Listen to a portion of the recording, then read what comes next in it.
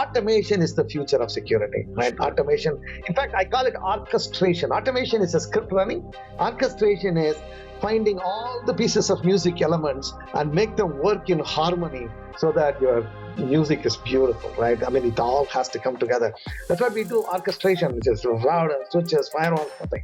So you just have to figure out how the automation and orchestration work. And that's where they come to us, because that saves them a lot of time, because it might take years for them to deal with it.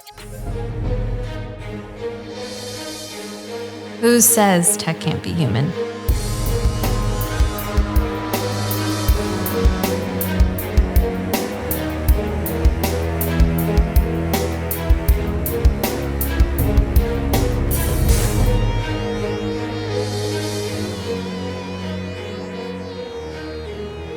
What is going on, everyone? Welcome back.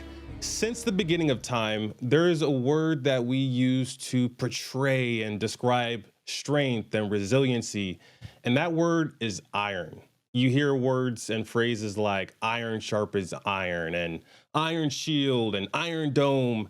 And I wouldn't put it past any of us to describe our cybersecurity defenses as an iron curtain, because iron's a great word to use, but a lot of times when we're really describing our attack surface, we're describing something like Swiss cheese, something with a lot of holes. It's a facade. We're talking about a solid, but there's holes in it. And we have a special guest today who's going to join me to discuss why agentless devices are transforming how we think about security risks and how to patch some of those holes in our attack surface. Our special guest for this episode is Pandian. Pandian is the co-founder and chief product officer at Ordr. And Pandian has a wealth of experience. He has more than 20 years of experience in the product space. He's a leader, a serial entrepreneur. And Pandian, I know you've been running Ordr for 10 years. So first off, congrats on your continued success and welcome to the live stream. Thank you. It's a pleasure, John. Pleasure to join you. Pleasure. Thank you.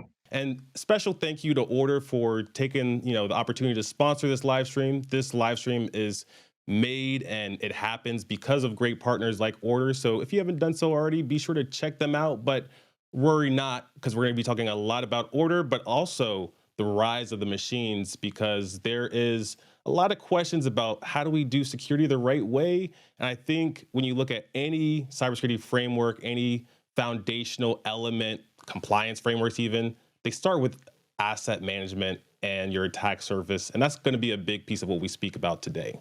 So Pandian, let's actually start talking a little bit about you. When I was first doing our research on you and on our first initial calls, there was a lot of resources, but I didn't really hear you telling your story of how you got to where you are today and a little bit about that, 10-year journey so far that you've had with Ordr.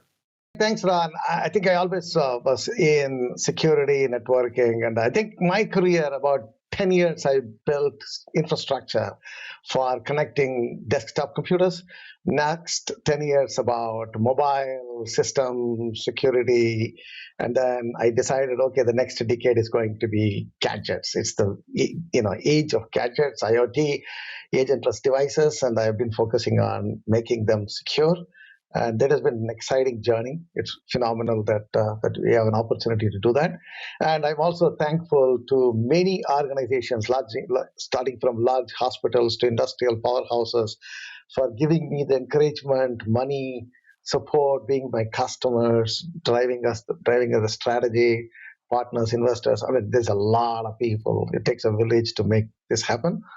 Super excited about the opportunity to be part of this huge movement of protecting agentless devices in the digital enterprise. So I think some people would say the challenge comes from the evolution of devices in general. There's a lot more things that are connected.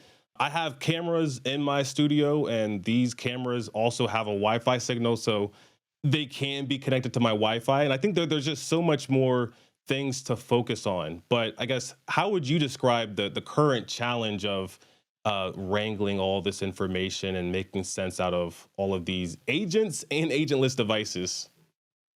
So if you look at the network, whatever security trend, right, the last 10 years, I would say we have focused a lot on laptops, I think people like CrowdStrike, SentinelOne, I mean, they have done a phenomenal job of putting agents on the endpoints. And that security is kind of there. These companies have gone public, established businesses. Most of the organizations have solutions. What's going on is the proliferation and the rise of machines, we call them, of agentless devices is the next 10 years. I think this you can see a lot of companies focused on it, a lot of organizations focused on it, a lot of CISOs focused on it, and we'll talk a little bit more about it. But I think the trend for the last 5 to 10 years is going to be a rise of many, many companies that are organized to go and protect precious devices, also isolate some offending devices from IoT perspective. You can see that trend going on. I'm super excited about this trend, and I'm super glad that we can ride the wave on that trend. So we have some reports that you all have actually just shared. You have the Rise of Machines 2024 report. I want to definitely jump into some of the findings. I think that it kind of goes hand in hand with the discussion of agentless devices and trying to shore up our attack surface. But what was the inspiration behind doing a report like this? And for someone that is, maybe interested in looking at it after we speak, after the stream, what could they expect out of this report? So one thing is we are very, very fortunate. I mean, data is the new oil to have a lot of data. I mean, we work with a lot of customers. We collect a lot of metadata, 100 million device profile attribute data is with us. And we always wanted to give this back to the society, to the CISOs, to the organizations, and what we see as a broad trend. And the trends are really, really concerning. The rise of machines means the rise of all these agentless devices in the enterprise. And they have to take care of it. It is time they take care of it. And it's not dormant, it's doing certain things that we have found. And we are also giving some ideas on mitigation. So we have been doing this for a few years now. We have a lot of data, we have a lot of tools, and we harness the data and provide it to the community and to the CISOs and organizations so that they can put some process in their security hygiene routine to take care of these machines, to make sure that they don't get compromised, they don't get hacked. I think they are not going to exploit the endpoint if, honestly speaking, there is EDR installed, but they're going to look for weaknesses, and that is where we are focused on. So let's talk about some of these weaknesses. I actually have one of the pages from the report pulled up here.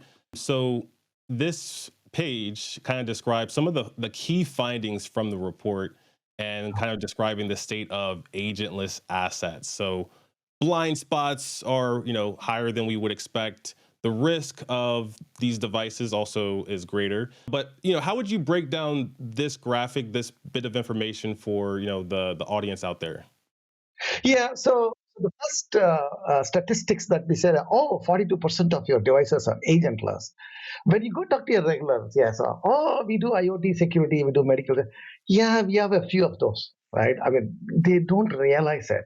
But if you really look at what constitutes this 42%, is your desktop phone, is your camera, it's your printer, if your OT devices hanging on the ceiling like a physical security cameras, your cooling system, water system, lifts, the front-end kiosk, the retail machine, the various people bring into the system. So they're all in your digital footprint that you probably don't even realize, oh my God, all these things are there.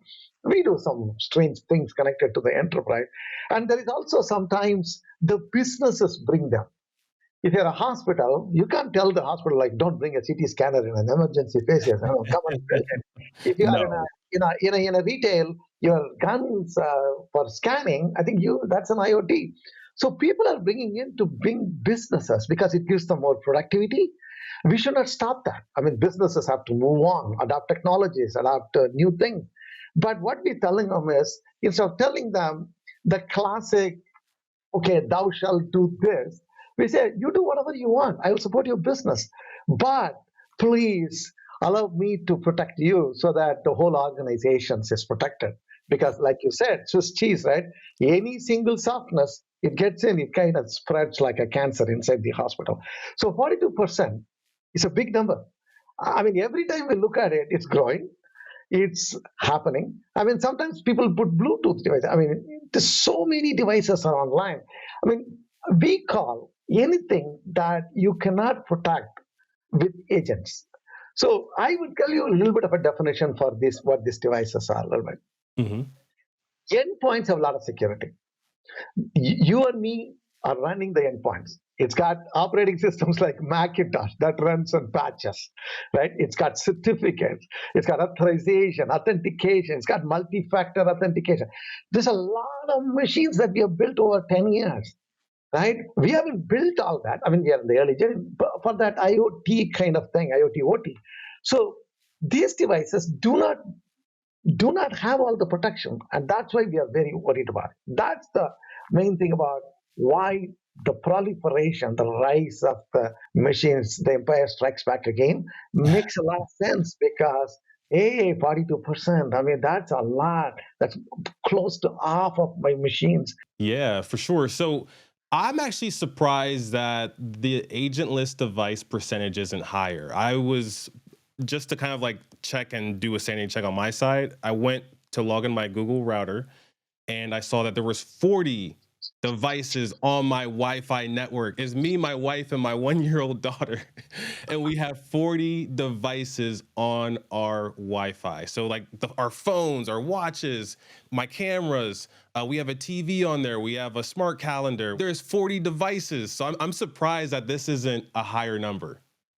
Yeah. So on an average, we used to say a human has 2 devices, 3 devices. Yeah. Even in enterprise, there is not a single enterprise where we have seen less than 5:6 ratio of user to devices, even though you've given a laptop.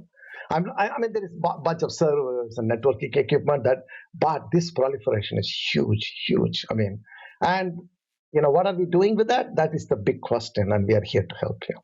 I like findings like this, especially when I get to speak to the people that create the report and break it down, make sense out of it, because it definitely makes me think about things a little differently. One of the features that I saw from Apple now is they have randomizing of your MAC address. So you're Yeah. essentially allowing your iPhone and laptop to do MAC spoofing for those networks that you don't want to track you. But I could see that making this a little bit more of a challenge. Yes, we we have been working on this randomized MAC. It's a huge problem. Randomized MAC addresses, VDIs, and desktops. Desktops come and go, right? Every day they create new desktops, and then people come into wired and wireless all the time, changing. So there is a lot of these problems, but luckily we have mechanisms to decode all that and then create a good asset database that kind of gives an accurate count. Is it the same laptop that came with lots and lots of randomized MAC addresses, but it's just one device, and you have to take care of that particular device other than taking care of hundreds of devices. So there's a Right. whole technology of correlation, whatnot. I don't want to get into it. We are fantastic about it. I think we have done it with quite a bit of enterprises. So honestly, I think the ability for us to kind of collect information and then kind of figure it out from the enterprise using our own learnings and learning models that we have created over the years, and then the enterprise context, and then give the people that this is what your digital footprint is. And then we will get into risk later in conversation. The number one thing is you just have to get an accurate count of what's out there. If you don't have it, then, I mean, you cannot have wired wireless as 2 devices. You cannot have everyday VDIs coming in hundreds of thousands of them. You just have to classify them. You have to give them the profile. You got to give them the name, the group, the category, device type. What do they do? I think the ability for us to kind of make sense of these devices is key.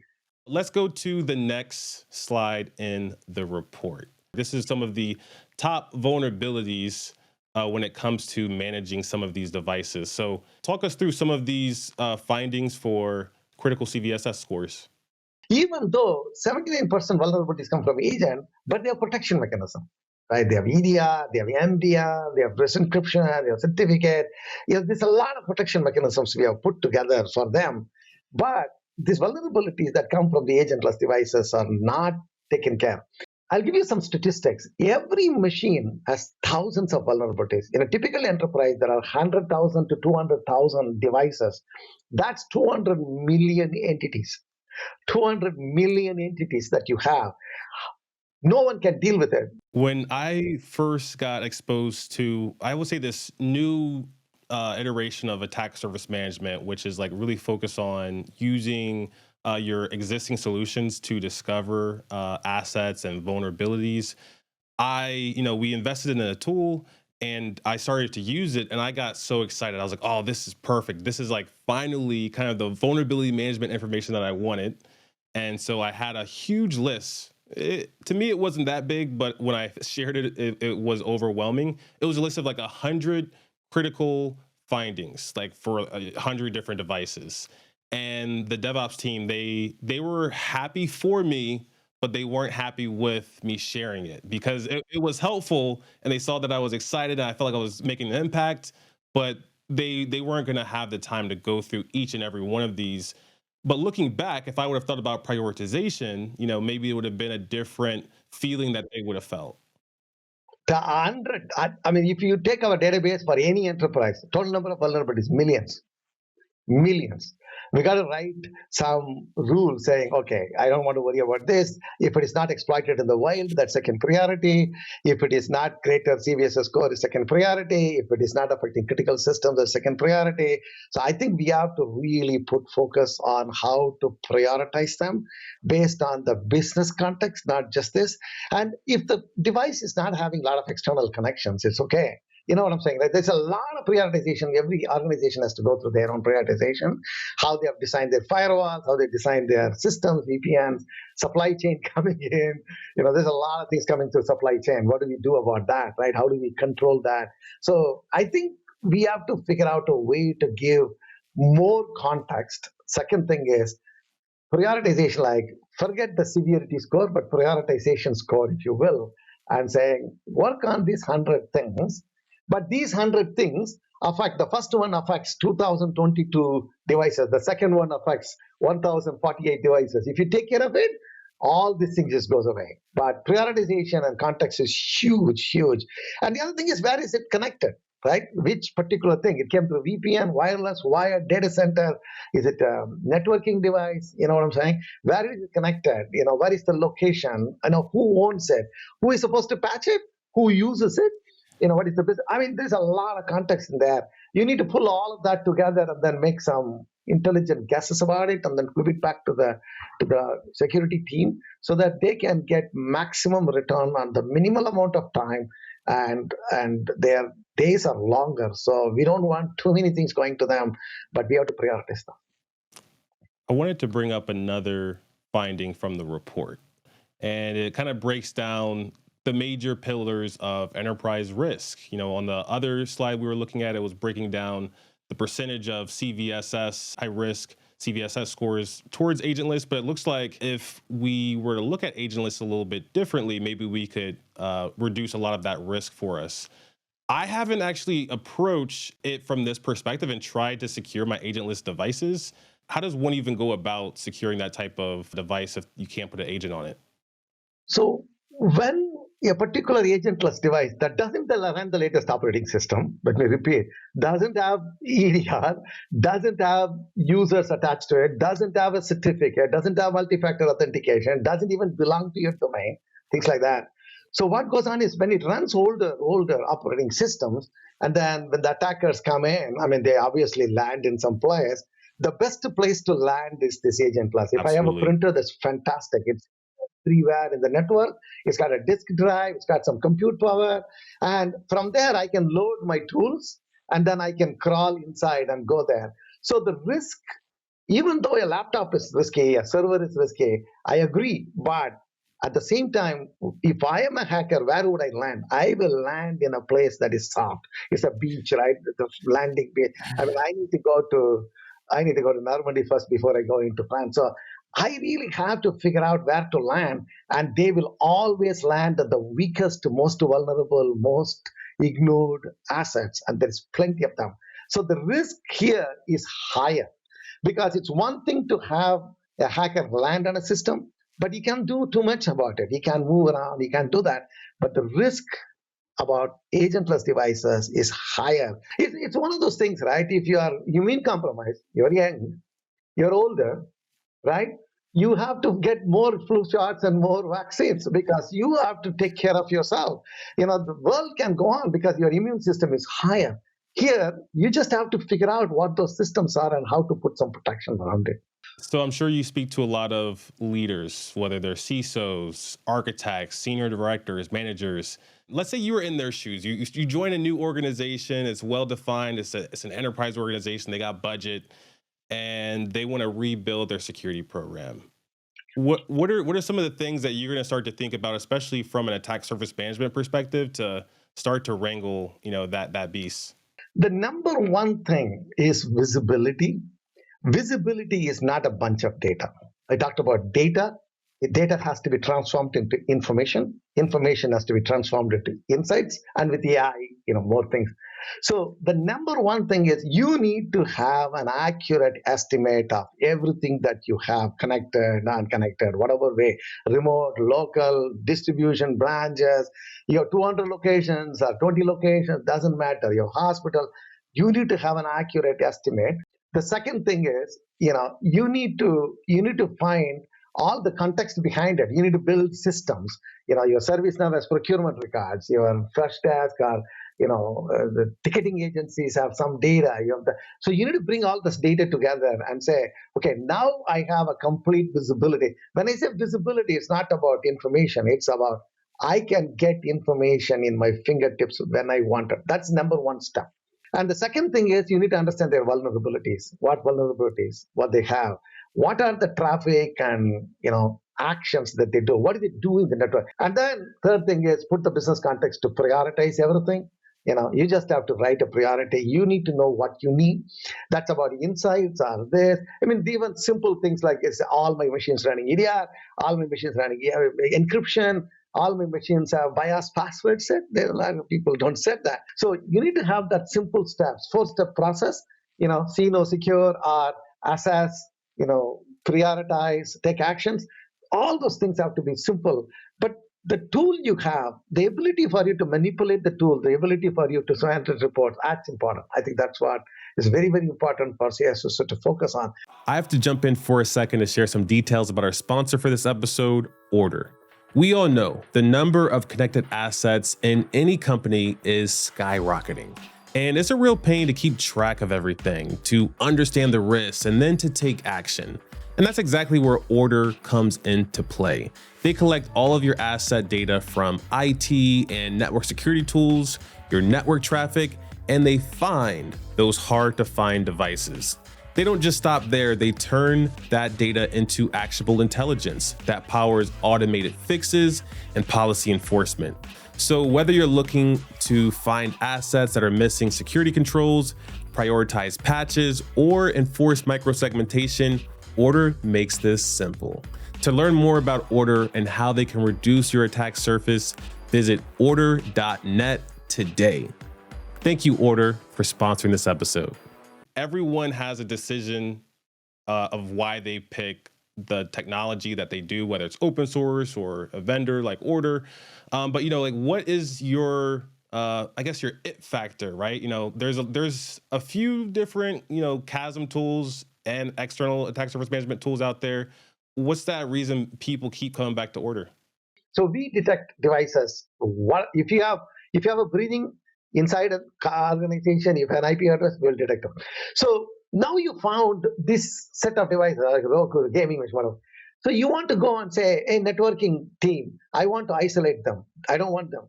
So you need to give them one command. That Ordr can go and say, if you give me permission, then I will deny them access into network. For example, if CrowdStrike comes and says, hey, I found some big malware into it and we pull information, then we can go and act in the network saying, hey, you cannot get this device inside. So we're very good at information. Information comes from multiple sources. APIs is one. We have our own sensors, we have scanning, we have vulnerabilities, we have service. But taking action is our thing. Majority of our deals, we are very, very good at large corporations. Large corporations come to us because they have gone through this and they want solutions. Oh my God, I have only so many people. How do I do that? So we give automation. Automation is the future of security, right? Sure. Automation. In fact, I call it orchestration. Automation is a script running. Orchestration is finding all the pieces of music elements and make them work in harmony so that your music is beautiful, right? I mean, it all has to come together.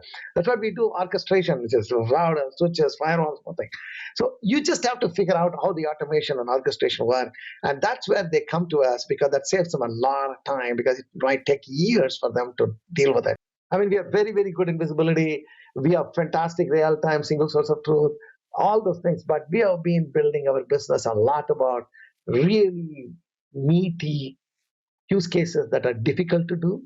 It's not just taking information, collecting together and creating a data lake, but we are putting it to action. That's where I think we get all the sources. And that's very satisfying too. Very satisfying. That is power. I didn't know that you all have the ability to act as well. I feel like that's a big value add. Huge. That's one of the reasons why a lot of big system integrators and partners come to us. I just told you this firewall for whatever hospital, this and that. And how do we isolate certain things? How do we protect certain things?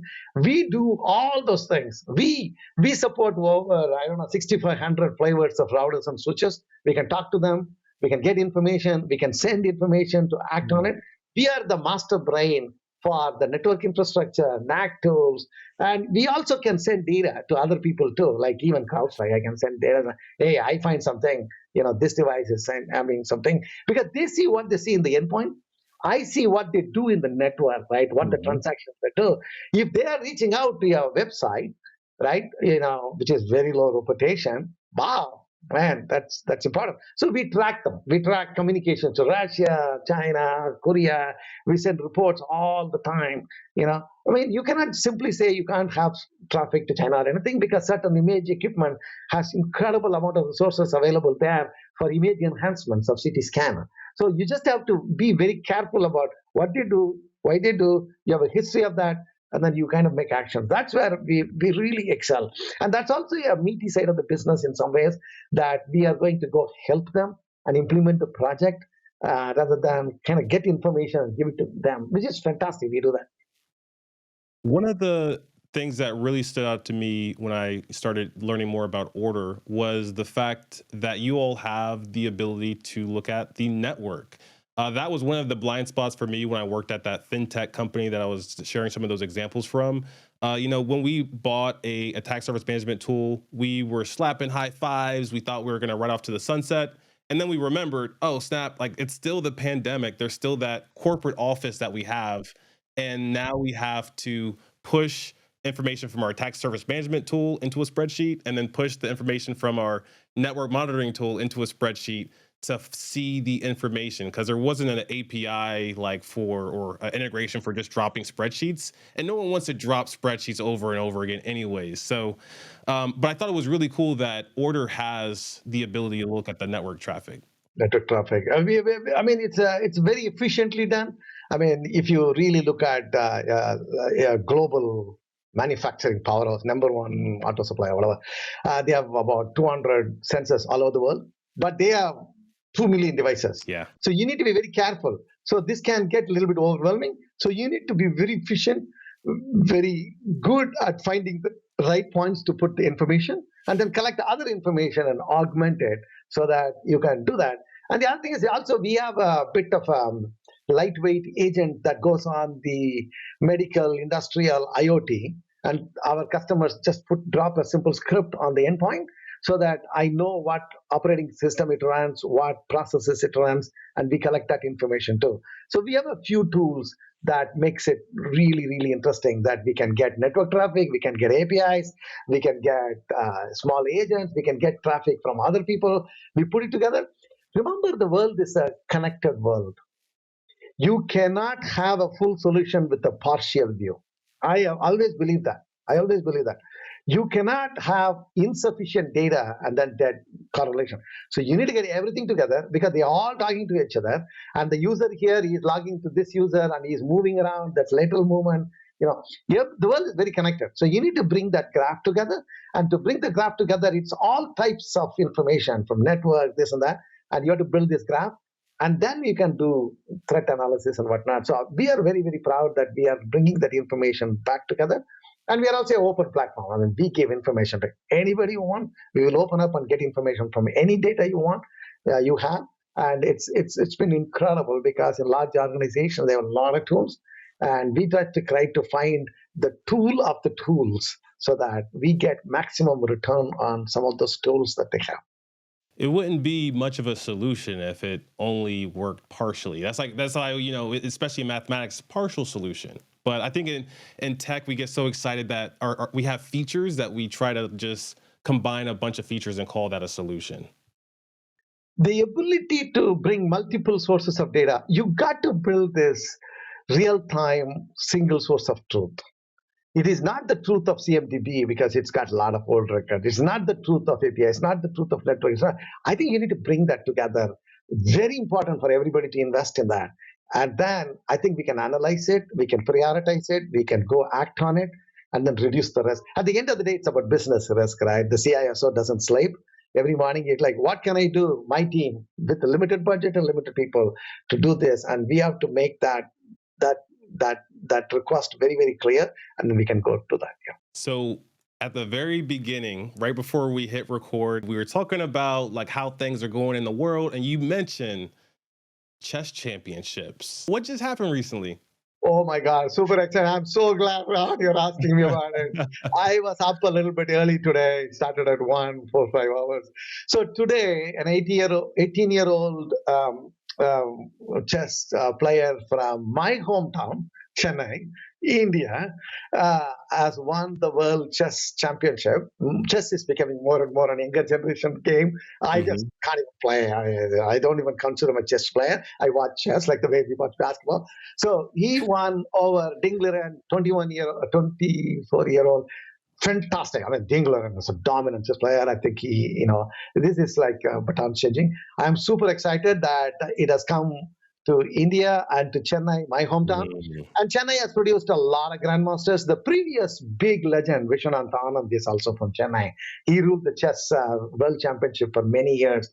He gave the title to Magnus Carlsen, who was fantastic. I love him, for about 10 years. And then now the baton is coming back to India and Chennai. Super excited that my hometown has more GMs per square mile than any other city in the world.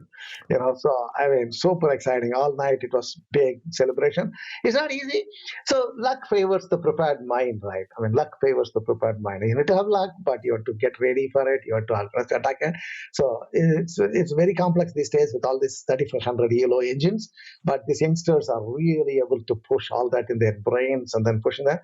I mean, if an 18-year-old can win chess championship, we can really put all our brains together and make the world much more safer and peaceful and put the attackers away. I'm really, really excited about it. Yeah.